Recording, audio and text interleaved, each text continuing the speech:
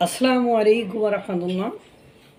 July foundation, July স্মৃতি foundation, July শহীদ স্মৃতি foundation মজা করা শুরু করলো নাকি?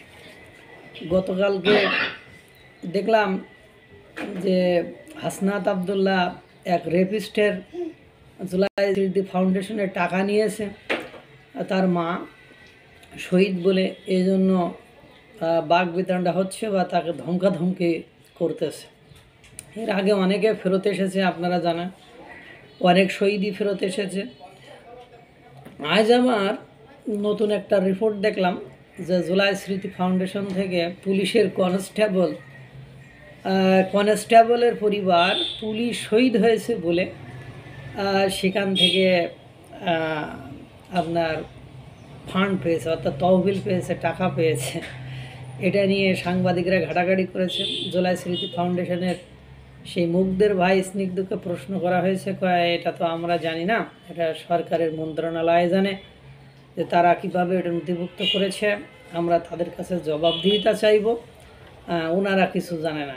এই দীর্ঘ 8 মাস পরে 9 মাস চলতেছে, এখনও পর্যন্ত একটা গেজেট প্রকাশ করতে পারেনি। এবং দেখলাম একটা রিপোর্টে বলছে যে ভুয়া আহতদের এনলিস্টেড করার নিয়ে তারা খুব বিপদে আছে বা এগুলো বিব্রতকর পরিবেশ পরিস্থিতি আছে। এ পর্যন্ত নাকি তারা জুলাই স্মৃতি ফাউন্ডেশন থেকে 96 কোটি টাকা আর্থিক অনুদান দিয়েছে। এবং পুলিশের পরিবারকে সাংবাদিকরা প্রশ্ন করলে আমাদের কাছে যা যা চেয়েছে আমরা তা দিয়েছি।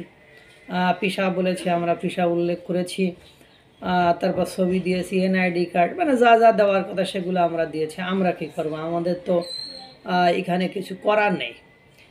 এ হলো অবস্থা। এদিকে বাক বিতান্ডাই বলতেছে তার ছেলে রেপিস্ট ছিল, আবার বলছে নির্দোষ ছিল, মারা গেছে 15ই না 14ই আগস্ট, সেও জুলাই স্মৃতি ফাউন্ডেশনের টাকা পাচ্ছে। এদিকে পুলিশ শহীদ বলে তারাও টাকা পাচ্ছে। তাহলে এই ফাউন্ডেশন মূলত কাজ করছে কেমনে, এটাই তো বোঝা যায় না। দেখা যাবে যে পরে আরও কত ভুয়া শহীদ, কত ভুয়া আহত, যেহেতু ওরাই নিজ মুখেই বলছে যে অনেক ভুয়া আহত ইনলিস্টেড মানে তালিকাভুক্ত করা নিয়ে ঝামেলা হচ্ছে। সুতরাং পুরো একটা হযবরল অবস্থা।